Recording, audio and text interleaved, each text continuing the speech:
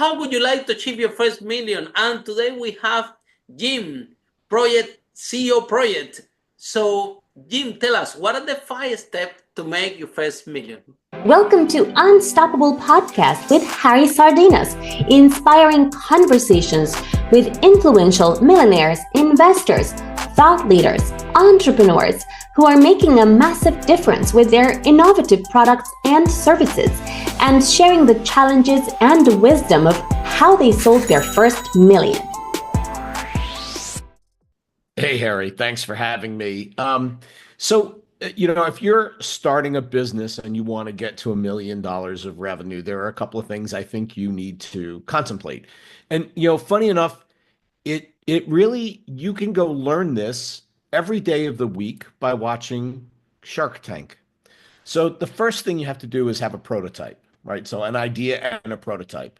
And a prototype means you can actually take the idea and turn it into something that is interesting. So we got one, doesn't matter what it costs, doesn't matter if customers are going to buy it. We just know we can do what we thought we were going to do. Service, product, it doesn't matter. So that's the first step.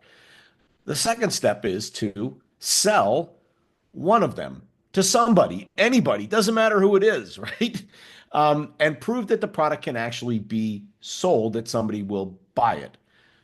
Third step, sell it to multiple people, right? So now it's not just your mom or your sister or your uncle or somebody.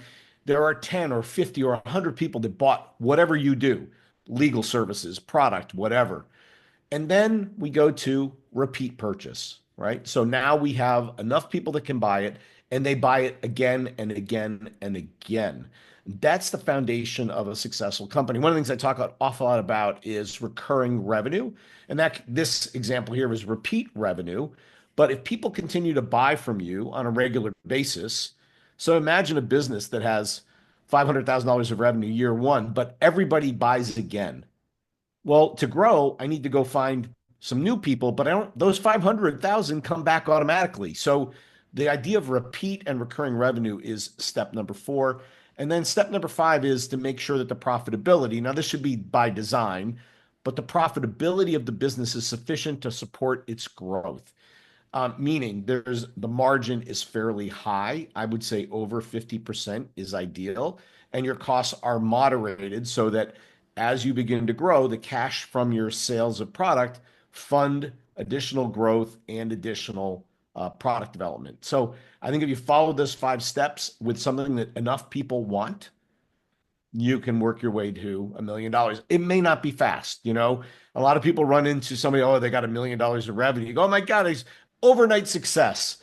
And then you find out, well, he's been at it 6 years. Yeah.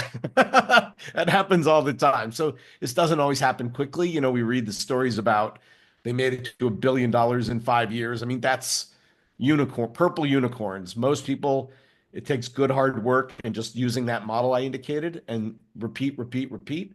The other thing you learn from Shark Tank, as we go from prototype to single sale to multiple sale to repeat sales to profitability, the value of your business goes up and up and up. If you look at the offers that like Mr. Wonderful will make for something that's just an idea, he might say, not interested. As you begin to go up that, he'll offer more and more and more to participate in your company. So your business becomes more valuable as well. So those are my 5 steps. You can learn them on Shark Tank. Jim, yeah, I'm a big fan of the show also. Yeah. Right? Well, Yeah. You've seen this, right? You've seen this then. Yeah. But then, Jim, let's go a little bit deep in these 5 steps that you shared with us, which are, I think that they're amazing. Yeah. Let's talk about the first one because you talk about building the prototype, or what we call it in the business space, minimum viable product, right? Yep. Mm-hmm. But the challenge that we find with a lot of entrepreneurs out there is that the first word of this minimum viable product, what it means minimum, they forget about this one. I know. You forget about this one, building your prototype.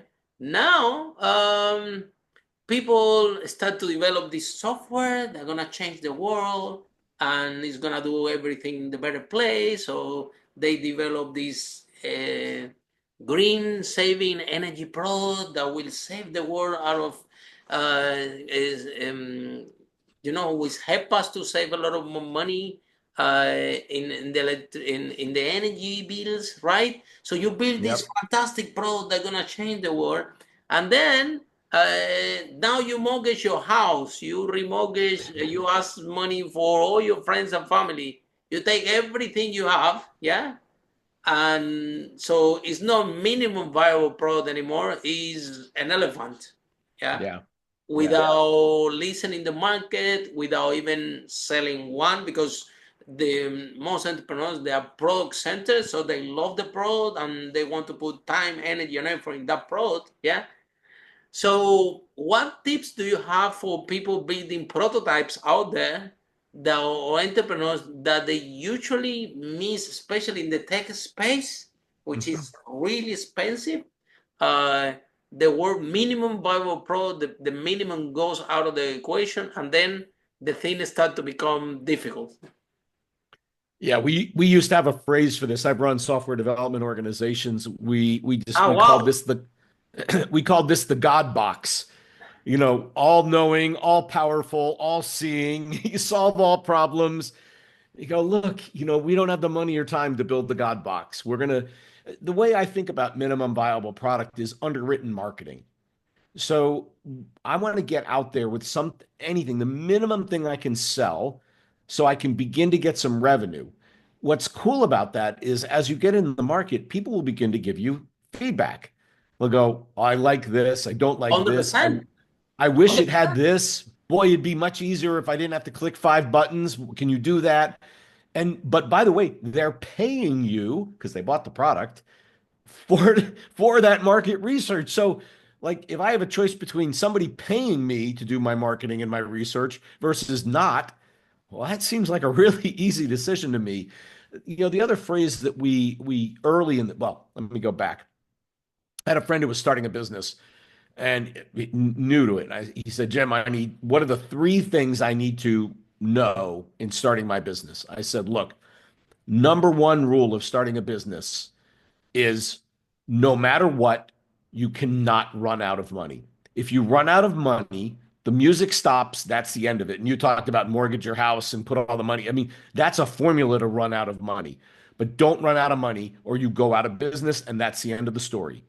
He goes, got it. Don't run out of money. He writes it down. I go, all right, what's number two? I said, number two is don't run out of money. And number three is don't run out of money. And so the point of the minimum viable product is a way to be greedy for revenue, be greedy for profit.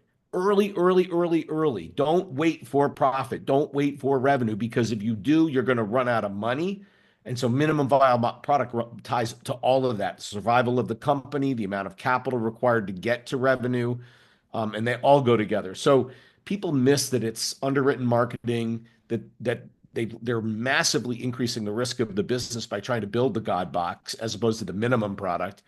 And you might be surprised. What if we do the minimum product and nobody wants to buy it?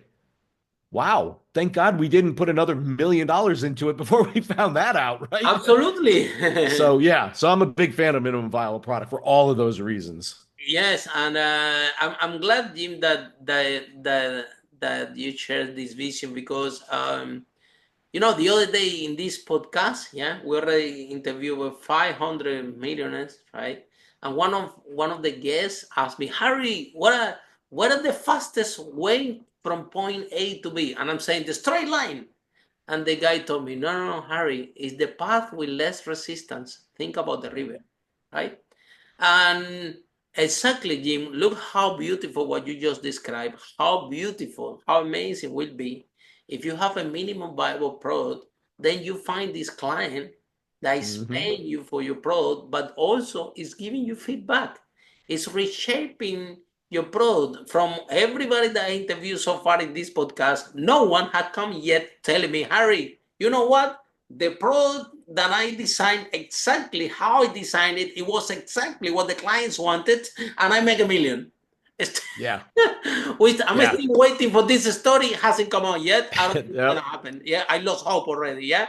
No one had come to tell me, look, I designed a product and exactly how I designed it, exactly how I envisioned it. That was exactly what the clients wanted.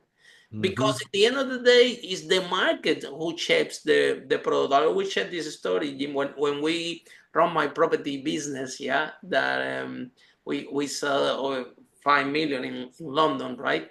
The first room that I wanted to rent it, yeah, I go and open the door, yeah, and I show the room to the person, to a boy, and the boy look at the room and said, he said, look, you want to take this room, £600? The boy said, look at the room and said, it's a little bit dark, need a little bit painting. No, not gonna take it.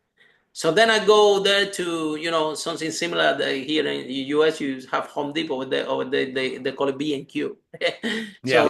I go there, and then I go there and I find, I go and I buy paint, and I buy the brushes and everything, and I'm telling to the guy, look, I never paint in my life, and the guy was telling me, yes, I already know that you haven't painted in your life, but the I can tell. stupid question, stupid question you're asking. So I know. So the guy gave me everything. I painted the room. Come the second client, a girl said, I said, would you like to take the room? £600. And she looked at the room and said, well, it's clean, but it's a little bit cold. It needs some. It's too cold for me in the way of the decoration. No, I don't want. Hmm. The guy goes.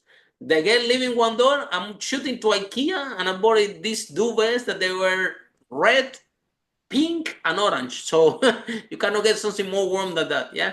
And then I bought a painting. Yeah, black and white with a little bit of red, and then on the way, I bought a vase with a flower. I think I paid £1 for it. Guess what? Yeah. The third girl come. I showed the room. I said, "Would you like to take it?" And she said, "Yes." Ah, And that was it. That was it. So it was the point of the story was not the product that I have in mind in the form that I thought that could sell. They didn't want it in that way, but they would give me feedback that, hey, if you perfect. prove it like this, I might buy it. They will give Yep. me clues. Yeah. Yeah. And, The only thing I think you have to be careful of when you're doing this is you've got to be careful that you're not building a product for one person or one company. 100%. So imagine he goes and he goes, I don't like it, but if it was purple, that'd be perfect for me. And the next woman says, I want, I don't know, Right. flowers Yeah. on the walls. Pink. Yeah. They're Yeah. crazy. And it's perfect for her, but it's perfect for no one else. And 100%. so when we do minimum viable product, we don't want to listen to just one voice, but ideally maybe two, three, five, 10 voices, and you integrate it and say, okay, these three things are the most important based on all of that. And I've seen people develop the perfect product for one company, and then Oh, nobody nobody else else bought it. wants. No, because it's perfect for them. It's unique, it's special, it's perfect. But no, everybody else goes, it's not what I want, right? So that's the only caution on minimum viable product. You need enough voices to make sure you do head in the right direction. Yeah. Now it comes to the second thing, right? Which is, Jim, in order to achieve that, you have to go out there and show it as much people as possible.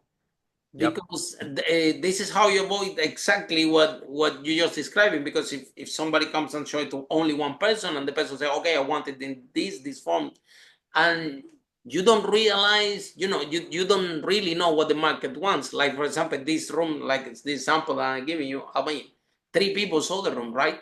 So you can have a general idea. So Yep.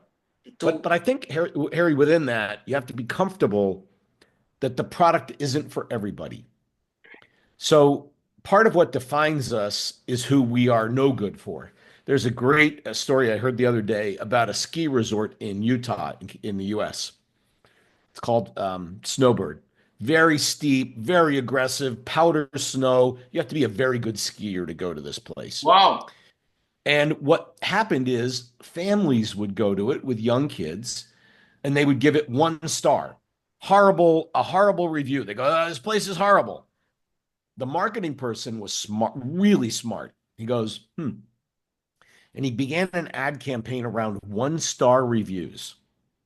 Yeah. And it said, the slopes are too steep. You'd have to be an expert skier to enjoy them. The moguls are too big. You have to, Oh, wow. It there's, was very there's too clever. much. There's too much powder snow. It's hard for my young kids to ski. It's no good for families. But yeah, but for an expert level, individual or couple, they were reading that and go, too much powder, no such thing. too big a moguls, no such thing, right? And they said, this is my place. So he was very comfortable saying, it's not for families, it's for these people. And he used the campaign. So my point about MVP, you're going to go to, and some people will say, no, I don't like it. And you got to be careful to say, that's not my customer. Because if you chase that, you end up trying to build a God box again. You're like, I'm going to satisfy everybody. And you go, no, no, no, I'm going to satisfy these particular customers. My apartment is for students because it's near the university. I don't care what a grandma would say because that's not for her, right? For example. So, Yeah, yeah. So yeah, and the solution for that is to show us everybody as yes. much people as possible, because you can have a great idea, a global idea how the product and the can take shape. Still, I think that once you have um, the feedback for the first client, because sometimes even the first client is so happy that they recommend you to other clients. Yeah. Yeah, So that'd be great.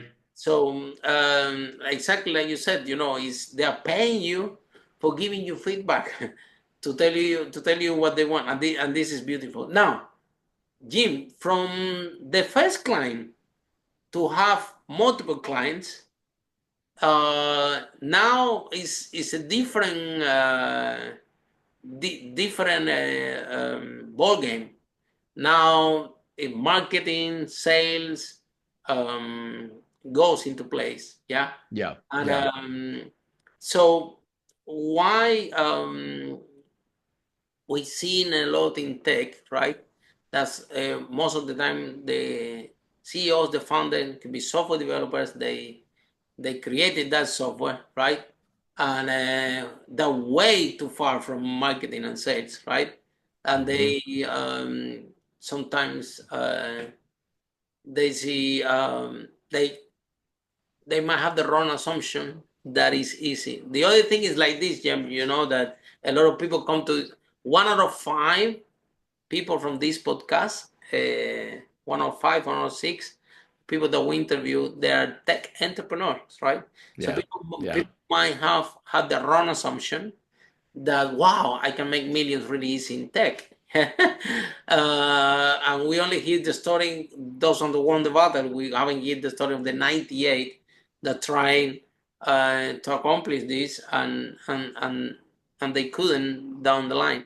So what advice or what message do you have for the tech entrepreneurs there, that when you is the 5 step that you describe. So 20% of the effort, energy, finance, and everything has to be, I don't know, allocated to each step. Yeah. So no step is more important than the other one. So you have the Right. product. Yeah. Then you have to put a lot of money, time, and energy to find your first client. But then you need to put a lot of money, time, and energy to find multiple clients. Yeah. It's Yeah. not gonna get Yeah. easy. Probably it's gonna get worse, more likely to get more intense. And we find entrepreneurs that, after, yeah, they put a lot of time, money, and energy in that product, and after that they are exhausted, and they Hmm. don't know that this Hmm. is just starting. So what message do you have? And in terms of funding, if I give you $100, right, uh, for you to take a product to market, this is for an experiment, just so the entrepreneur have an idea. How much of this $100 you will take to develop the MVP, and how much of this $100 you will take sales and marketing, which includes finding your first client and finding multiple clients. Mm. How you will Yep. divide this $100? Yep. I'm gonna just talk about finding the multiple clients, and I'll go back to the hundred Okay, dollar okay. question. Um, I'm lazy when it comes to marketing, and so my first move is to go to the people that bought it and were happy and go, who do you know that has the same problem you have that should have, you're super happy with it, but I should be talking to them. And they go, oh, I got this friend over here and this friend over here and this friend over here. Would you make the introduction? Cheapest possible way to grow your business is referral from happy customers. So that's move one. The second is, what are the unifying characteristics of the people that get the most value out of your solution. So, people always think, well, they might be able to use it for this or maybe for this. No, I want dead center bullseye.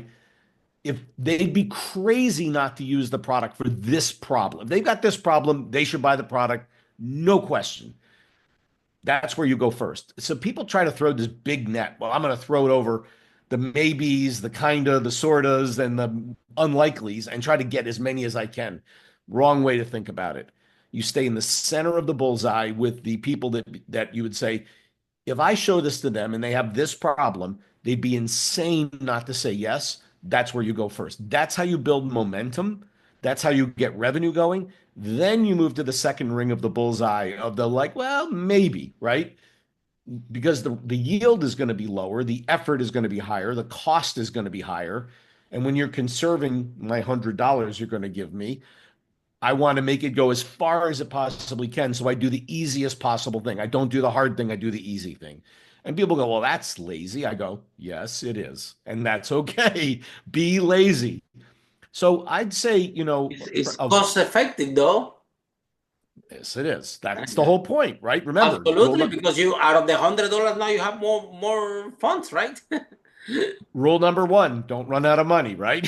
So, um, product and marketing, I'm going to say 30-70, particularly for a high margin product, right? I agree So, with you. you need to spend the time. Like when I was running software companies, with 80-90% margin, it depends on how you account for things. Wow.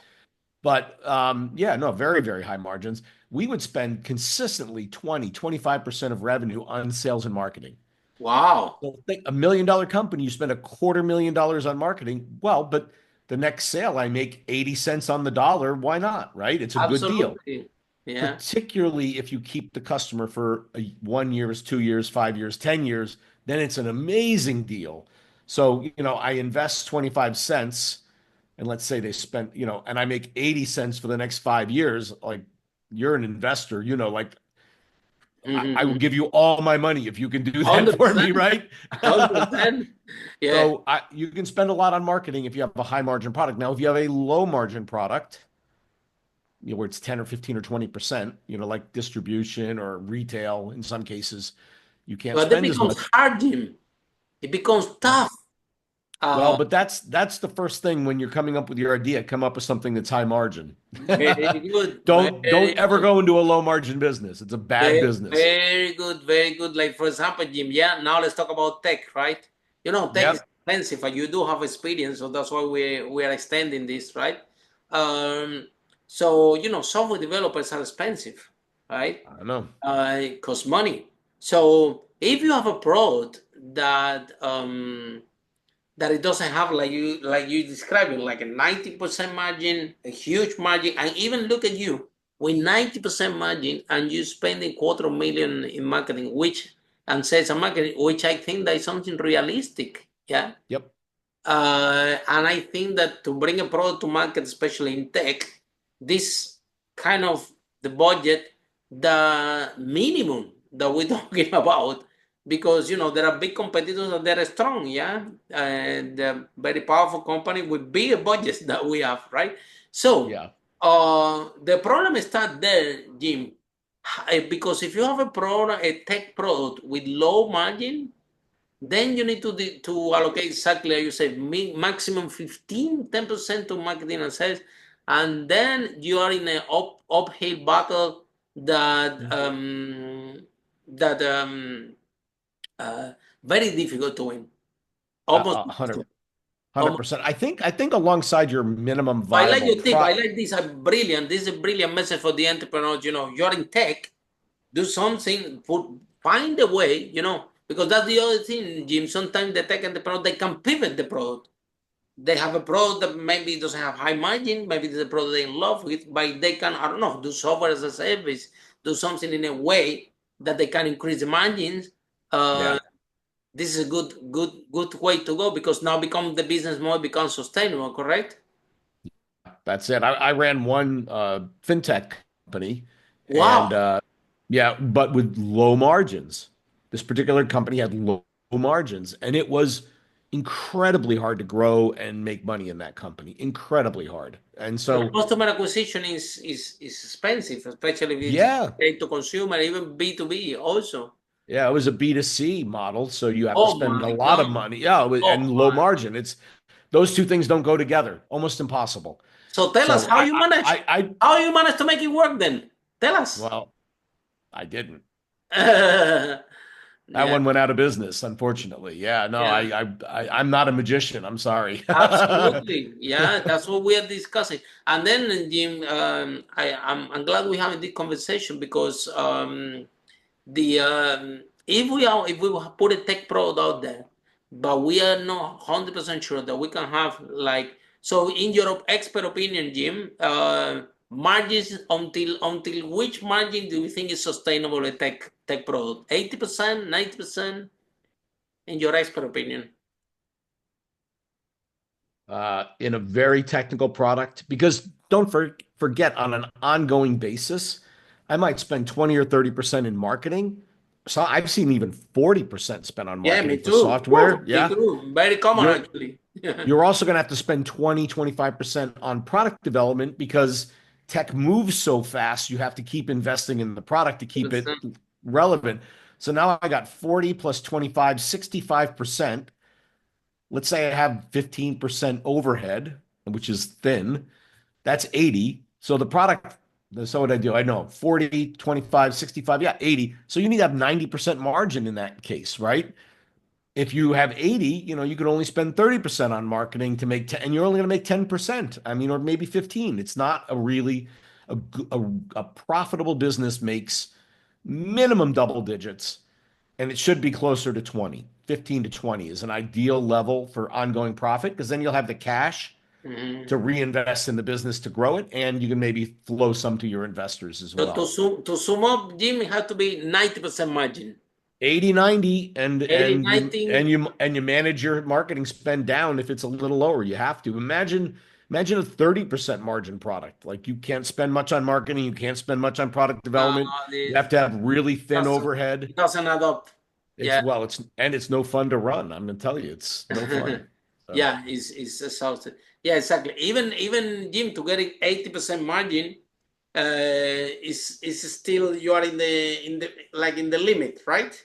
yeah, yeah. If you want to grow fast, yeah, because you're gonna have to spend a lot on, customer acquisition. I think that's the other thing, and I sort of ran by it, but couple your idea of minimum viable product with minimum viable market. And you kind of talked on it. Like you said, there's so many big companies with so much more money.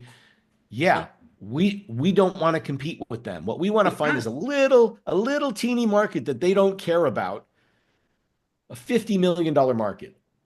And IBM will never, they can't even get interested in a 50, right? But if you're trying to grow $1 million business, a 50 million market is plenty big for me to get two, three, 100. $5 million. Yeah.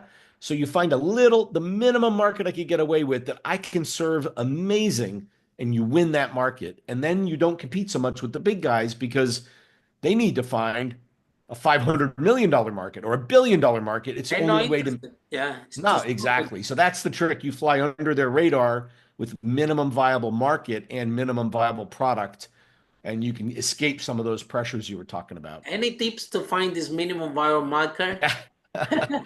um, you've got to say no to a lot of people. So you talked about trying to talk to a lot of people, but part of my discovery process there is who am I perfect for and who am I less than perfect for? And if I'm less than perfect for them, I go, no, I'm not for you. But if the people that I'm perfect for, there's enough of them, 10, 20, $50 million of them, I go, that's who I'm going to serve. So I think your discovery process of trying to go from one sale to 100 sales and taking your MVP to market, that's how you figure it out. But if they go, well, if I do this and this and this, it's kind of okay. You go, no, not for you. And the problem is, particularly if you have a sales gene in you, you go, a customer who will give me money. That's good. And the real answer is they just distract you from serving a couple of people really, 100%. really, really well. Yeah. Yeah, yeah.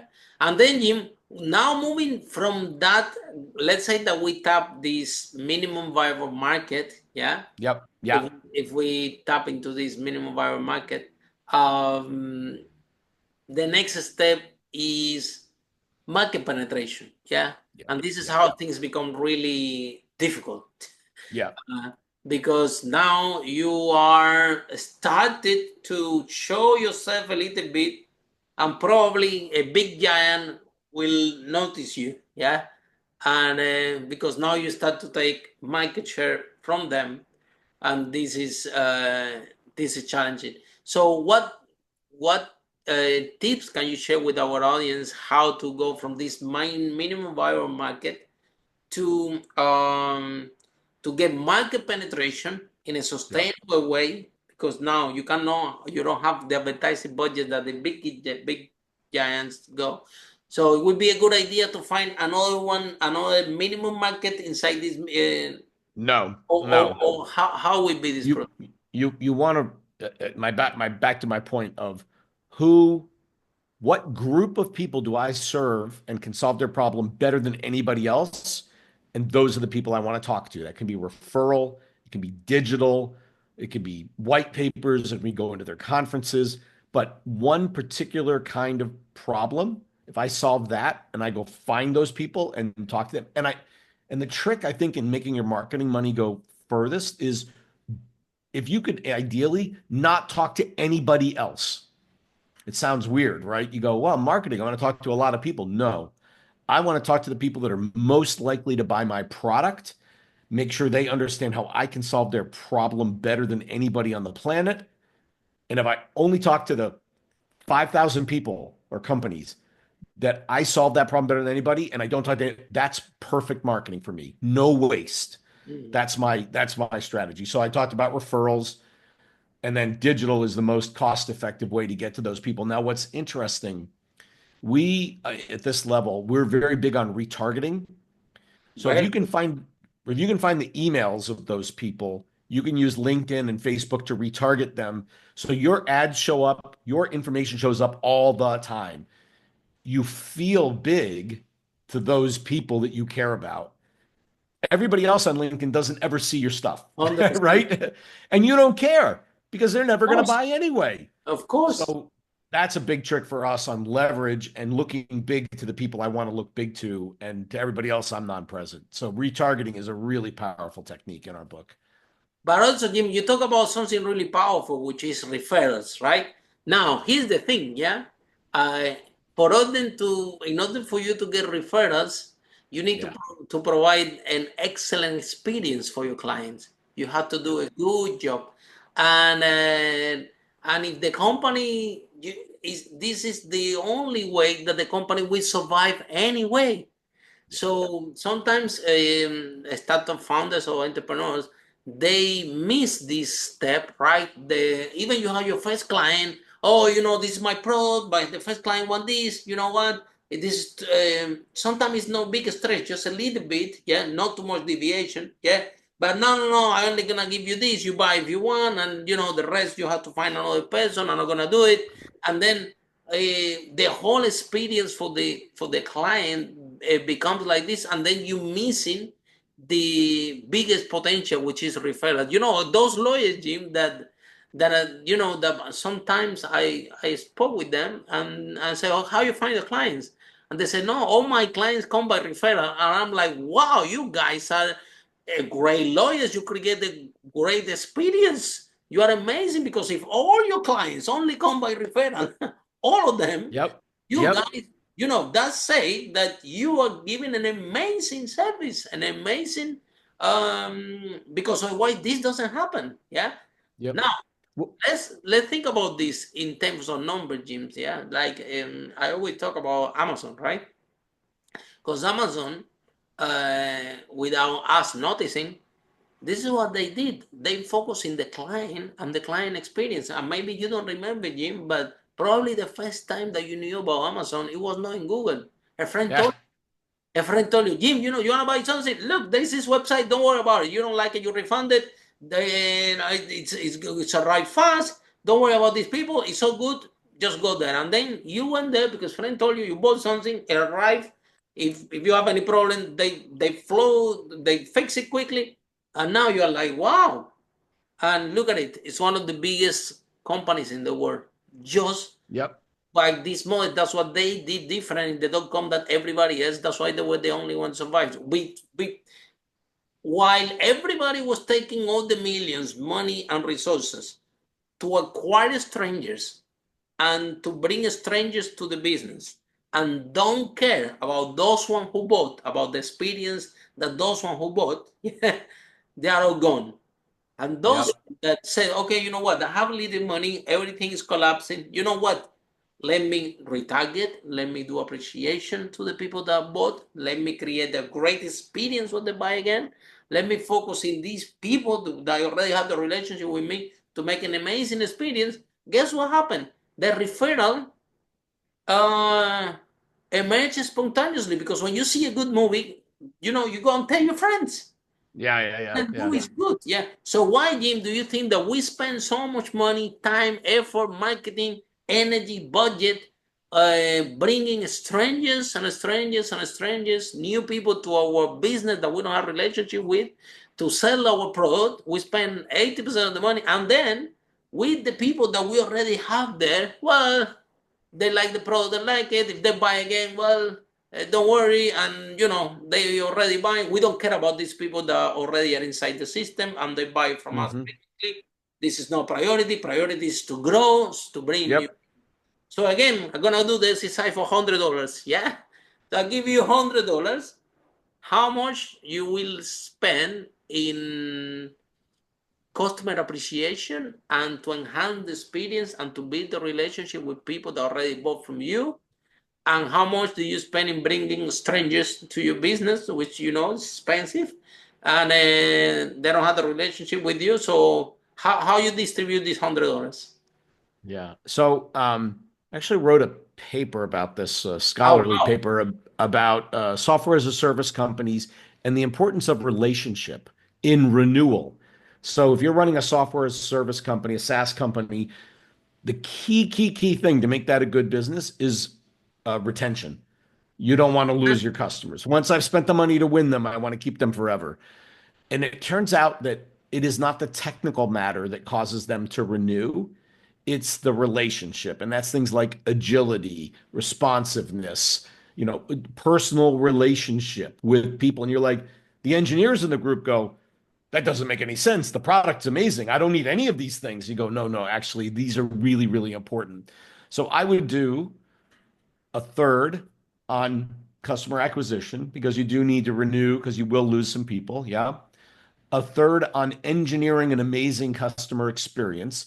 And one way to think about that is a well-engineered customer experience is marketing. It's Absolutely. like Because marketing nobody sees dollars, this. Yeah. right? And then a third on customer relationship management, customer success, sometimes they call it.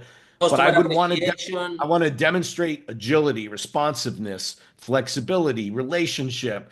They say, "Hey, I really Just love what you Merry do, but is Christmas, just an email. Merry Christmas, what well, something. but it's more than that. There's some meat Yeah. on the bones here. Like they say, hey, it's really hard for us to pay you on the first. Is there any way we could pay you on the 15th instead? Fine, happy to do that. So it's not a big About a give, relationship, yeah. but it's relationship exactly. I think you're right on appreciation, but that's like if all I did was send out Christmas cards and birthday cards, it's not enough. No, that's what everybody does. Doesn't You have make to physically try to like merge 100%. the two companies so that you can never pull them apart, right? That's the trick. Yeah. So So why do I you would think a third, a everybody? third, a third. Why do you think that most of the people, most of the entrepreneurs take 80% or all the budget just acquiring new people and Yeah, make because it they priority? hired a marketing person and they listened to him. They should fire all their marketing people. Well, there's some truth to Yeah, this, right? it's, it, If I hire a about the VP of marketing. marketing, Yeah. what do you think the first thing the VP of marketing is going to ask? Mm. What's my budget? How much do I get to spend, right? I mean, it's Yeah. the first question. Well, if you don't hire that person, you never have the conversation. To some extent, it's true. You have marketing people that are going to spend money because this is what they know how to do. No marketing person ever came to a CEO and said, well, maybe not ever, but rarely. And they said, hey, boss, we're not going to spend any money on advertising. And I'm going to spend all the time on customer experience and customer relationship management. And we're going to do just fine. And we're gonna do Nobody ever. referrals and irony budget, and we're gonna grow. You know That's what what I they mean? say. Yeah. And sometimes it works, sometimes it doesn't. That's the problem. Yeah, so that's why I agree with what you said. 30% in acquiring new people, the other 30%, what can we do with the 16 clients? Yeah, how happy they are. Maybe we need to enhance the experience, but once you get them to the point that they are happy, number one, they're gonna give us referral. Number two, they can also buy more products or services from us. Yeah. Yes, absolutely. Jim, Absolutely. tell us Yeah. about the CEO project. What is it? So we do CEO advisory work. We work with medium-sized companies, generally a little bigger than a million, probably 20 million for start. We go up to a few $1 billion, or our largest CEOs we work with. Wow. And we help CEOs figure out how to grow their business, about their business model, the talent they have in their business, and the methodologies they're using to grow and operate the business. So we do that. We're mostly in North America at the moment. And if somebody was a CEO, newer CEO maybe is ideal. 20, 30, 50, 100, $200 million. And they're like, I'm not sure exactly what to do, then we're a perfect group to be with. It's a combination of one-on-one advisory, people like me, all former CEOs, and a peer group of other like-size, like-complexity CEOs. Call it a mastermind group that we build around you. So that's the model. I'm doing this for 20 years now and work Wow, with, for 20 years you're doing the yeah, I wow. know. Started when I was 15. Yeah. So yeah, so we have hundreds of clients and lots of big successes. So Jim, so how the process work? If somebody's listening and say, "Well, I think that it could be good fit," and you're definitely very knowledgeable about what we're talking about. You do know what you're talking about, yeah. Mm, thank you. So, uh, how people can find you? How this process work? Yeah, so you go to theceoproject.com, the I like the CEO name. project. Yeah, thank you. Everybody's a project, right? Nobody's finished. 100%. Um, and you'll learn all about it there. And if you want to talk to us, just fill out the form and we'll get in touch with you. And we do interview everybody before we decide if we're going to work with them or not. It's not for everybody, and we do try to figure that out. It's a kind of a discovery process. It's not a sales process for us because part of what we offer is the quality of people around the table. So we don't want any, bad apples, unfortunately. So we spend a lot of time figuring that out. And do you use any particular industry like tech or not really? Nope, we'll do any industry. Our argument is if I'll give you an example. I was talking to a CEO, this is years ago, of a semiconductor materials business. So he sold materials into the semiconductor industry, all very technical, PhDs everywhere, and 5,000 people. And he said, Jim, I wouldn't want to be in a group unless they were all semiconductor CEOs. I said, well, respectfully, John, you've got 5,000 people that know things about the semiconductor industry. You need people that know how to be a better CEO. And 100%. so and here's the real thing. We think having people from different industries is important because breakthrough thinking comes from outside your industry and not inside your industry. So somebody looks at your problem and goes, Harry, why do you do it like that? That doesn't make any sense. Why don't you do it this other way? And you go, huh, I don't know. I never thought of that. Great idea. And then boop, you're off and running. Yeah, and So that's the other thing, Jim. Like, all entrepreneurs, yeah, they have this thing like, okay, Jim, I can help you. And then they're going to tell you, Jim, you know what? Let me tell you something. Yeah, my business is different. My, ah, I've heard that 1,000 times. my business is different. So, what message do you have for these entrepreneurs that think that the business isn't where the process, the ability, the skills is, I would say 80%. I mean, I would argue 80, 85% is the same way of thinking, regardless the industry. That's why I agree with you. The industry really doesn't matter because at the end of the day, it's only, I would say 15, maximum 20% what one business can actually differentiate from the other one. Like, a ballet dancing business compared with the I don't know, refurbished business or with the tech business, people will think, even, when I start to advise companies in the tech space, I hear this a lot. Yeah. Yeah. Harry, tech is different. And the more I spend in tech, the more I find out they're more similar to the normal business. There is the same thing process that you described. It goes for tech, it goes for something else, right? So 100%. I actually think you get in trouble if you think you're different. there you go. Because why reinvent something that already exists? Why do that? Right? Oh, tell me about it. Yeah, a lot of people have this unique idea that nobody had done it. I'm like, oh my God, probably because there is no demand for it. Yeah, I'm very excited when so number one, oh my God. People are very excited. I got this. Nobody have it. And the more excited they are, the more concerned I am. But anyway. Yeah. Yep. So then, Jim, so what do you tell to people that are telling you my business is different? Well, I say, look, I've been doing this for a long time, and a lot of people feel that their business is different. But what they find when they get around other really high quality CEOs is that there's more similarities than you could imagine. And they can actually really help you in your business. And frankly, if we're down in the bits and the bytes and the code level of your business, the technical matter, that's not the CEO level. The CEO level is strategic and people and direction. And so we're operating at the wrong level if we're down in the weeds in your business. So and that's what I tell them. Flexibility and create flexibility into the organization to respond to change fast. Yeah. Yeah. So and sometimes it works and sometimes it doesn't. Absolutely. So, Jim, thank you so much. This has been an amazing conversation. Yeah, you made my day today. Thank you so much. And for all of you listening to this broadcast, see you in our next episode of Unstoppable, how great entrepreneurs like Jim break that wall and achieve the first million. Bye for now. Follow us for more interviews with world's most influential, audacious entrepreneurs that overcame challenges and adversity, providing you with the blueprint of how they sold their first million so you can grow your business exponentially.